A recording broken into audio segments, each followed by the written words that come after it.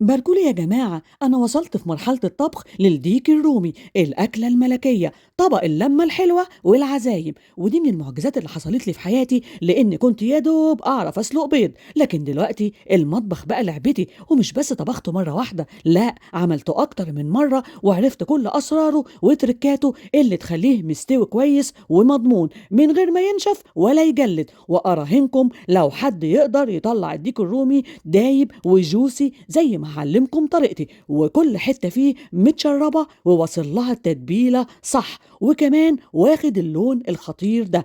تعالي أقولك على كل أسراره اللي محدش هيقولك عليها غيري.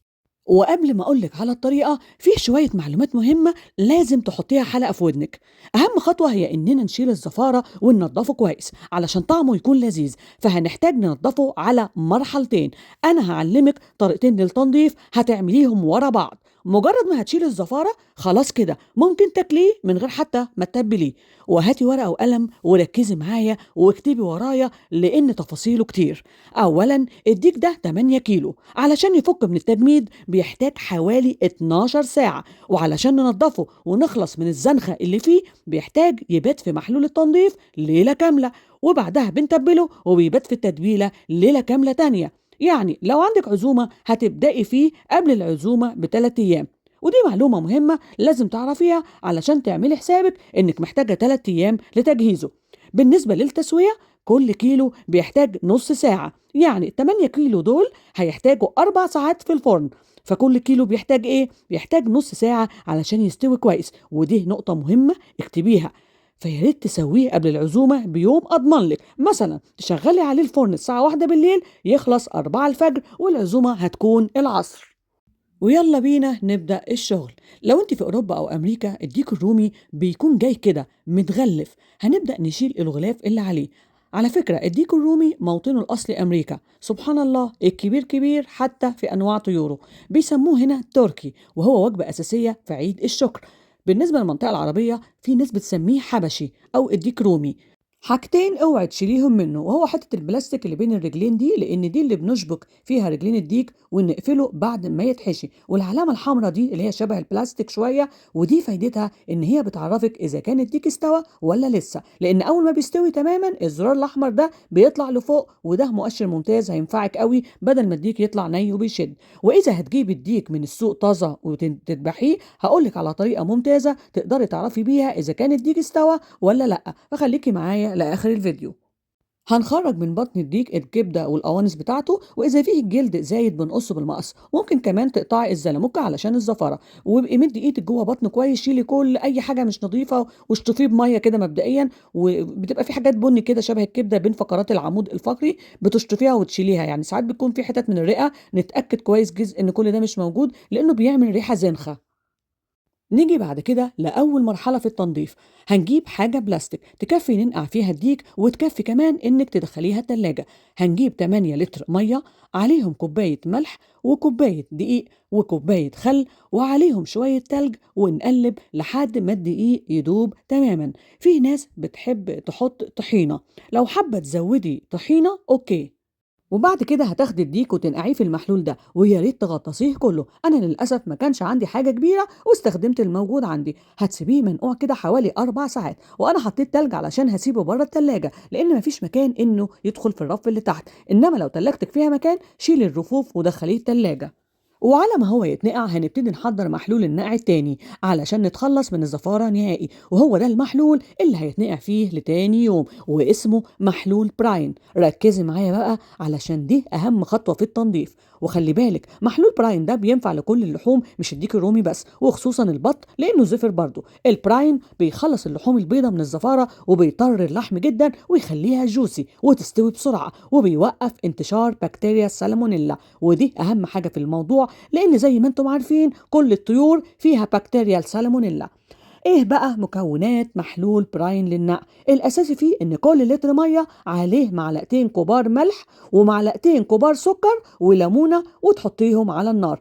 اهم نقطه في المحلول ده ان لازم يكون السكر قد الملح، لان دي المعادله الكيميائيه الصح اللي هتسحب اي زفاره وتمتص اي ريم، وحتى اللون الاحمر اللي بيكون بين العظم والجلد هتمتصه، حتى بواقي الريش هتدوب وتطلع. فلو هتحطي كوباية ملح يبقى لازم كوباية سكر، وبعد كده تحطي أي أعشاب عطرية عندك. إحنا عاوزين نعطر الديك على قد ما نقدر علشان نتخلص تماما من ريحة الزناخة اللي فيه. أنا كان عندي روزماري وجبابة صيني وقرنفل وقرفة وشمر وحبهان وورق لورا وينسون نجمة وبردقوش وأورجيانو وكمون وفلفل، وطبعا كله حصى مش مطحون، ولو عندك جنزبيل فريش حطيه كمان. وطبعا عطر البهارات دي مش هيخرج إلا بإيه؟ بالتسخين. علشان كده هنحطهم على النار ياخد بس غلوة، واحنا بعد كده هنبرد المية قبل ما نحطها على الديك. الهدف يعني من البوتاجاز والحرارة هو ايه؟ ان احنا نخرج العطريات من الاعشاب دي كلها.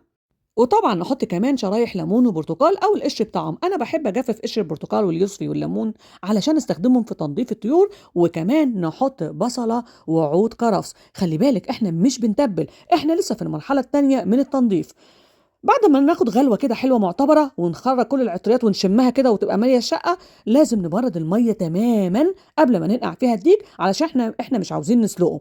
وبعد ما المية تبرد خالص نعمل ايه بقى؟ نعصر كده ليمونة تانية ونحط معلقة خل او معلقتين، بلاش خل كتير علشان بينشف اللحمة. زي ما قلت لكم ان المحلول ده اللي هيتنقع فيه الديك لتاني يوم، يعني مدة طويلة، فالنقع في الخل مدة طويلة بينشف اللحمة، فما نكترش من الخل. وكمان ممكن نضيف معلقة طحينة ونضيف عليهم صويا صوص. بعد كده نرجع نشيل الديك من محلول النقع الأول اللي كان فيه دقيق. شايفين لون المية اتغير ازاي؟ وبقى فيه زي ريم كده على وش المية، وتلاحظوا ان هي خلاص بدأ لونها يبقى كده وردي شوية. ده كمان لسه كان المحلول التاني، هتشوفوا بقى البلاوي اللي هتطلع. هناخد بقى الديك نشيله. هو طبعا هو يبقى تقيل، لو حد معاكم يساعدكم، لو هو 8 كيلو يا ريت حد يساعدكم. انا لما جيت اشيله خدت وقت شويه. هنشيله تماما ونطلعه بره، وشوفوا الميه عامله ازاي. يا جماعه انا بحاول اوريكم كل خطوه بالتفصيل علشان تاخدوا بالكم من كل حاجه. الميه هي بدات تتغير وطلعت كل حاجه الحمد لله. ناخد الديك ونحطه في المحلول التاني المتعطر ليلة كاملة، ونغطس الديك في المحلول كويس، وبألف سلامة بندخله التلاجة ليلة كاملة. ما تستغربوش لكترة النقع، لأن زي ما قلت لكم سر نجاح الديك معاكي هو إنك تتخلصي من زفرته، ومحلول براين هو اللي هيجيب النهاية. هنا في اللقطة دي بعد ما فات ليلة كاملة، طبعا لون المية واضح، وأكيد شايفة المحلول سحب قد إيه الدم اللي كان ما بين العظم واللحم، وشد كل حاجة من الأعماق. انت كده لما هتطلعي العظمه هتلاقيها بيضه زي الفل. والديك ما شاء الله بقى عامل زي العريس، متعطر ومستحمي حمايه العيد. زي ما قلت لك المحلول ده بيستخدم لجميع انواع اللحوم سواء الطيور او الاغنام. الهدف منه اولا بيشيل كل الزفاره وكل الروائح الغير مستحبه، ثانيا بيطري اللحوم وبيخليها جوسي وتستوي بسرعة، ثالثا بيدي درجة تحمير حلوة. شايفين المية هي مش محتاجة شرح يعني. علشان كده بوصيكم تحفظوا طريقة براين وتستخدموها في كل لحومكم، بالذات البط والديك الرومي والحمام كمان. وبعد ليلة كاملة هتاخدي الديك تصفيه كويس جدا وتحطيه في مصفى ينزل أي مية زيادة فيه، وبعدها تنشفيه كويس جدا بفوطة نظيفة أو مناديل علشان لما يجي يتبل يشرب من التتبيلة كويس، وعلشان الزبدة المتبهرة اللي هندعكها بيه تمسك فيه. فاهتموا بموضوع التنشيف ده يا جماعة، بلاش استخدموا مناديل رقيقة علشان هتفرول وتلزق في الديك. استخدمي فوط مطبخ يعني نظيفة، أو مناديل ورق سميكة، ونشفي كله حتى بطن الديك من جوه نشفيه. والأسهل لك إنك ترجعيه تاني التلاجة، حطيه على الرف وهو هينشف لوحده خلال ساعة. بعد كده هنعمل إيه؟ هتفصلي الجلد عن اللحم بصوابعك علشان نقدر ندخل التتبيلة هنا. فصلهم سهل جدا، مجرد ما بتمرري إيدك بينفصل. حاولي تفصلي على قد ما تقدري سواء الصدر أو الورك أو الظهر، بس الصدر اهتمي بيه كويس وحاولي تفصليه كويس، وبلاش تستخدمي سكينة في الفصل علشان تحافظي على الجلد. البسي جوانتي واستخدمي إيدك في الفصل. نيجي بقى لمرحلة التتبيل. انت ممكن تستخدمي الطريقة اللي بتتبلي بيها الفراخ او تتبيلة الشاورما براحتك، اي تتبيلة تعجبك. ولكن اللي لازم تعرفيه ان الديك الرومي بيعتمد بشكل اساسي على الحمضيات، وعلشان فصه تخين فلازم يكون في التتبيلة عصير برتقال او عصير ليمون علشان التوابل تتفاعل مع الحمضيات وتقدر تخترق كل طبقات اللحم للآخر. وعموما علشان نضمن تشريب التتبيلة هنعمل تتبيلتين، واحدة بالتوابل يبات فيها ليلة كاملة، وواحدة بالزبدة نحطها له قبل ما يدخل الفرن. التتبيلة الأولى مكوناتها عبارة عن إيه؟ فلفل أحمر علشان اللون، وكرفس وبصل وتوم وجنزبيل سليم أو بودرة ومعلقة صلصة طماطم وعصير ليمونة ومعلقة مستردة وشوية زيت وملح وفلفل أسود وكركم وبهارات فراخ وبابريكا وصويا صوص، وكل ده نحطه في الكبة. وبعد ما يخرج من كبة نبقى نضيف عليها كوباية زبادي. ويا ريت يكون عندك الحقنة دي، اسمها حقنة تتبيل، بتتباع في محلات أدوات المطبخ أو أونلاين في قسم الشوي، وفي منها نوعين: نوع بلاستيك رخيصة وسهلة الاستخدام للتتبيلات الخفيفة، ونوع تاني ستانلس ستيل، دي بتكون أقوى لو التتبيلة فيها حتت توم وحتت أعشاب، لأن هي عشان أقوى ما بتتسدش بسرعة. الحقنة دي هايلة يا جماعة، لأن هي بتخلي التتبيلة توصل جوه اللحم نفسه مش بس على السطح، وده بيخلي الديك الرومي بيطلع طري ومتشرب النكهة كلها حتى في الجزء الداخلي السميك، وحتى العظم نفسه بيكون له طعم. أنصحك تشتريها لأن هي بتعيش سنين معاك كبيرة وبتفرق جدا في النتيجة وهتنفعك في كل الطيور. ولو مش متوفرة، فيه بدايل تانية، ممكن تستخدمي سرنجة طبية أكبر حجم بدون سن كحل مؤقت، أو ممكن في كمان حل بديل إنك تعملي إيه، تنقعي بقى الديك في التتبيلة مدة طويلة 24 ساعة جوه التلاجة في كيس محكم مدة طويلة. بعد كده هنحضر التوابل اللي هنحتاجها: معلقة صغيرة بابريكا، معلقة حبان مطحون، نص معلقة جنزبيل بودرة، فلفل اسود، توم بودرة، بصل بودرة، كاري، 7 بهارات، كزبرة ناشفة، قرفة، كبيبة صيني بودرة. هكتب لكم المكونات دي كلها تحت. نخلطهم كويس جدا جدا، وبعد كده ناخد منها جزء بسيط نحط عليه عصير برتقال، ونحط عليه كمان عصير ليمون، ومعلقتين كبار عسل أبيض، وندوب كويس قوي قوي قوي. المحلول ده يا جماعة اللي المفروض هنعبي بيه الحقنة. ممكن نصفي بعد ما يدوبوا، ممكن نصفي لو في رواسب، لو الحقنة بتاعتك من النوع اللي بتنسد. لو حقنتك قوية ما بتنسدش خلاص اسحبي على طول. عبيها كلها وامليها على الآخر وسيبيها على جنب، هنحتاجها بعدين. نيجي بقى للخلطة اللي كانت في الكبة. هنضيف عليها كوباية زبادي كبيرة، ومعلقة كبيرة خل، ومعلقة كبيرة زيت زيتون، ومعلقة كبيرة صويا صوص، ومعلقة كمان كبيرة معجون الفلفل الأحمر، ومعلقتين 3 كده من خلطة التوابل اللي خلطناهم من شوية. وقلبي بقى كله مع بعضه واحكي لي عن الريحة اللي هتشميها وجمالها، ولا فيه أروع من كده. خصوصا لما خلطنا التوابل مع بعض عملت ميكس رهيب. انت ممكن تحطي كله مره واحده في الكبه لو تحبي، لكن انا بحب استخدم الكبه في الحاجات اللي محتاجه فرم زي الكرفس والطماطم وغيره، انما التوابل والحاجات السايله بحب احطها بايدي كده. وتاخدي شويه من التتبيله دي تشيليها على جنب علشان نتبل بيها الخضار اللي هنحطه في الصينيه تحت الديك. ونيجي بقى للنجم بتاعنا علشان نتبله اخيرا. أنا بدأت أحقن كل حتة في الديك وأوزع كويس وأدخل الحقنة لحد ما أخبط في العظم. وأنا كنت حاطة بابريكا حمراء علشان لما أقطع لحم الديك أعرف إذا كانت التتبيلة وصلت جوه ولا لأ، لما أشوف اللون الأحمر واصل لجوه. احقني كل مكان في الديك، ما تسيبيش فيه ولا حتة. وبعد كده بتاخدي التتبيلة تخمري بيها الديك كله، يعني تغطيه كله، ما تسيبيش ولا مكان إلا لما تغطيه بالتتبيلة صح. دخلي بقى التتبيلة جوه بطنه، دخلي تتبيلة جوه الجلد وعند الأفخاذ وفي الجناب وفي الصدر، واقلبيه على الناحية التانية ووزعيه برضو ظهره كويس، برضو اشتغلي في ظهره كويس. منطقة الصدر اهتمي بيها على قد ما تقدري، غرقيه في التتبيلة الحلوة بتاعته دي. احشيه كله تماما ومسجيه مساج بقى، اديها مساج مساج مساج على قد ما تقدري، تبليه كويس. وكان عندي شويه محلول من بتوع الحقنه صفيتهم برضو، قلت زياده الخير خيرين. اديتها حقن، اديله ادي قعدت احقن هنا حقنه في الفخذ حقنه في الصدر زياده، يعني لو انت خلاص كده هيخش يبات في التلاجة، فحبيت اودعه بالحقن دي، كل حقنه في كل مكان بعد ما صفيت المحلول. وبعدين تلفيه بستريتش بكيس كده حلو نايلون.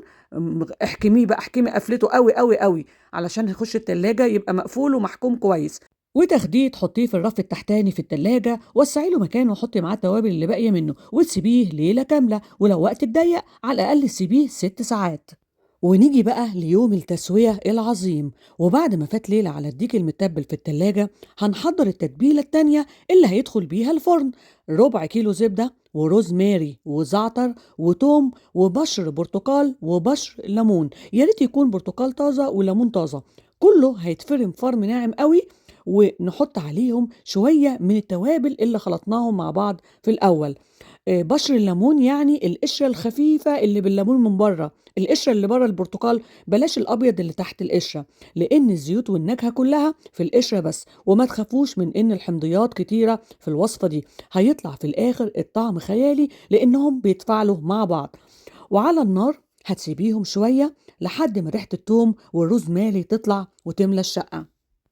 بعد كده هنجيب الديك الرومي ونفك الاسترتش اللي عليه، وهو خلاص كده شرب كل التتبيلة. فلو عاوزة تشيلي زيادات البصل أو أي زيادات من التتبيلة الأولى أوكي. هنجيب مصفى نصفي الزبدة بعد ما أخدت نكهة الروزماري والزعتر والثوم، ونعبي الحقنة ونحقن الزبدة المتبهرة في كل مكان في الديك. نحاول نخلص الزبدة السايحة دي كلها في الحقن، ولو فاض منك زبدة سايحة حطيها عليه من فوق، يعني غلفيه كلها بالزبدة دي. على فكرة فيه ناس بتتبّل بالتتبيلة دي بس، يعني بيكتفوا بالزبدة المتبهرة من غير ما يعملوا تتبيلة قبلها، وبيغلّفوا الديك كلّه بالزبدة وعلى الفرن عِدِل. فبراحتك، لو أنتِ عاوزة توفّري على نفسِك وقت وبلاش تبيّتيه ليلة كاملة في تتبيلة قبل كده أوكي، عاوزة تكتفي بالزبدة بس أوكي. عمومًا في النهاية ده في ناس ما بيحطّوش توابل بالمرّة، وبيعملوا إيه بقى، يا دوب بس بيتشوي وهو سادة كده، وبيعملوا جنبيه الgravy sauce، صوص كده متّبل، بحيث تقطّعي الفصوص وترُشّي عليها الصوص، تغمّسيه بالصوص، يبقى خلاص كده أخد التتبيلة. يعني في كذا طريقة، هو المهم المهم والسر في إيه، في طريقة التسوية. فممكن لو مستعجلة ما تتبّليش نهائيًا، واكتفي في النهاية بإنِّك تعملي gravy sauce. ولو عاوزة طريقته اكتبي لي في التعليقات وأنا أقول لِك على الطريقة. وهنا أنا جبت كام مكعب زبدة عادية وضفت عليهم خلطة البهارات بتاعتنا، ونحشرها ما بين الجلد واللحم وجوه بطن الديك. الزبدة دي بتبقى حلوة قوي قوي لأنها بتساعد على التسوية بسرعة وبتدي غناوة للطعم، وخصوصا الزبدة المتبهرة. فالبهارات يا جماعة اللي خلطناها في الأول دي نعمة، حافظوا عليها لآخر مراحل تسوية الديك. ده كمان ممكن وهو في الفرن نرش عليه من بره كده توابل من اللي احنا خلطينها. فتحشري كل مكعبات الزبدة المتبهرة ما بين الجلد واللحم، واعملي مساج خفيف كده بإيدك بحيث توزعي الزبدة بطريقة كويسة على كل اللحم. وبالنسبة للخضار اللي هتفرشي بيه الصينية وتحشي بيه الديك ده براحتك وحسب اختيارك. أنا حطيت بطاطس وجزر وبصل وفلفل وجنزبيل وكرفس، قطعتهم حتت كده معقولة وتبلتهم بالتتبيلة. فاكرين تتبيلة الكبة اللي قلت لكم تشيلوا منها على جنب؟ هتتبلي بيها الخضار وتضيفي شوية من التوابل اللي خلطناهم مع بعض في الأول، وتحطي شوية ملحة وشوية زيت وتتبلي وتخلطي وتقلبي كويس جدا عشان الخضار يشرب من التتبيلة. هنجيب الصينية بتاعتنا، أي صينية عندك تكون كبيرة. على فكرة الديك الرومي له صينية مخصوص بتكون لها شبكة بيتحط عليها، والخضار بيكون تحت وهو مرفوع على الشبكة، بحيث الصوص بتاعه ينزل وهو بتشوي ينزل على الخضار، وبنفس الوقت الديك ما يلزقش في الصينية. لكن النجاح بالمتاح، والصينية اللي موجودة عندك سوي فيها زي ما أنا كده عملت. أنا بقى رصيت الخضار في الأول عشان الديك يكون مرفوع. على فكرة يا جماعة الخضار ده بعد ما يستوي ممكن تاخديه كله تضربيه في الكبة وبيتعمل بيه أحلى جريفي صوص، هيعجبكم قوي، جربوه. حط الديك جوه الصينية واحشي بطن الديك بالخضار.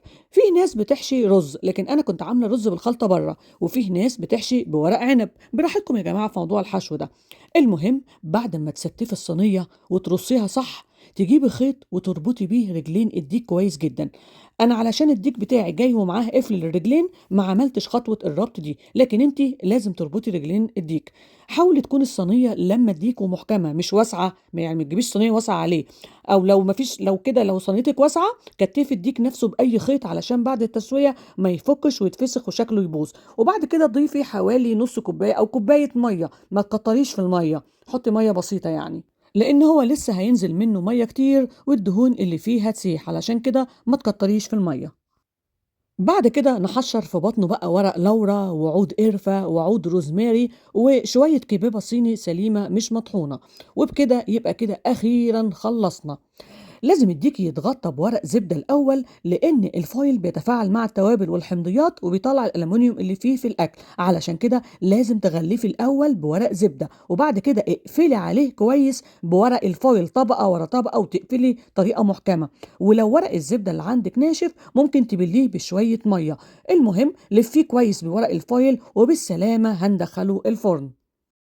ركزي بقى في طريقة التسوية لأن هي دي أهم حاجة في الموضوع. أول حاجة هتشغلي الفرن على أعلى درجة حرارة عندك وتدخلي الديك، هتسيبيه حوالي ساعة في الحرارة العالية أوي دي. تاني ساعة تنزلي الحرارة لدرجة 200، وتالت ساعة تنزلي الحرارة لدرجة 180، وتسيبيه لحد ما يكمل الأربع ساعات بتوعه لو كان الديك وزنه 8 كيلو، لأن زي ما قلتلك كل كيلو بيحتاج نص ساعة سوي. فأنت شوفي وزن الديك كام واضربي الوزن في النص ساعة. المهم ما تفتحيش أبدا إلا بعد ما المدة دي تخلص. وأنا هنا بعد ما المدة خلصت فتحت ومعايا ترمومتر رقمي، وده لازم يكون موجود عندك وموجود في كل بيت لأنه بيعرفك إذا كان الأكل استوى ولا لأ. حتى لو طبخة خروف بيتباع عند أي حد بيبيع أدوات مطبخ، قوليله عاوزة ترمومتر رقمي للمطبخ. صحيح الديك بتاعي فيه مؤشر للاستواء، لكن أنا حبيت أعلمك إزاي تعرفي إن الديك ده استوى لو مفيش عندك المؤشر ده. بتغرزي الجزء المعدني في أي مكان لحد ما توصلي للعمق، يعني تحسي إنك وصلتي للعظم، وتشوفي مكتوب على الشاشة كام. لو مكتوب 75 درجة معناها كده إن الديك ده استوى. أنا هنا بقى غرزته وطلع مكتوب عندي 86، يعني استوى وبقى دايب دوب. ولو انت جايبه ديك فيه مؤشر، ده شكله لما الديك بيستوي هتلاقيه طالع لفوق عامل زي السوسته الزنبلك، بينط كل ما بتحاولي تدخليه مع انه كان مغروس جوه لما كان الديك ني. ولو ما عندكيش ترمومتر ولا مؤشر يبقى نرجع لطريقه جدتي، وهي انك بتعرفي انه استوى لما تلاقي عظم رجليه بانت وتحسي ان الوراك ثابت وعظمها ظاهر. وبكده وريتك كل اشكال التسويه. وبكده فاضل آخر خطوة وهي التحمير. انت بترفعي الفايل من عليه وبتاخدي من الصوص اللي نزل منه وتسقسقيه من فوق وتفتحي الشواية على درجة عالية، هيتحمر خلال ربع ساعة. ولو عندك أي توابل باقية ومش حابة ترميها ممكن تحقنيه بيها وتوزعيها عليه. بالنسبة للتقديم أنا جبت طبق كبير وغلفته بورق فويل وحطيت الديك في النص ورصيت جزء من الخضار حواليه، والجزء التاني ضربته في الكبة وعملت بيه جريفي صوص، وقدمت معاه رز بالمكسرات والكبد والقوانص اسمه رز بالخلطة. أنا نزلت طريقته قبل كده اللي هو رز العزايم. وبكده خلصنا كل مراحل طبخ الديك الرومي. معلش أنا طولت عليكم بس كان لازم أشرح كل خطوة علشان لو باظ منك هتكون خسارة كبيرة قوي. فما تفرحيش بالوصفات القصيرة اللي غيري نشرها، دول ناس بخل في المعلومات ولما تيجي تطبقي وراهم بتتصدمي بالنتيجة. صحيح هو تفاصيله كتير لكن يستاهل، وطبق يشرف في أي عزومة وبيكفي وبيفيد كتير. وممكن تاخدي الباقي منه بعد العزومة تفصصي اللحم وتعملي بيه شاورما، هتطلع هايلة جدا وهتعجب الأولاد. وبالهنا والشفا عليكم.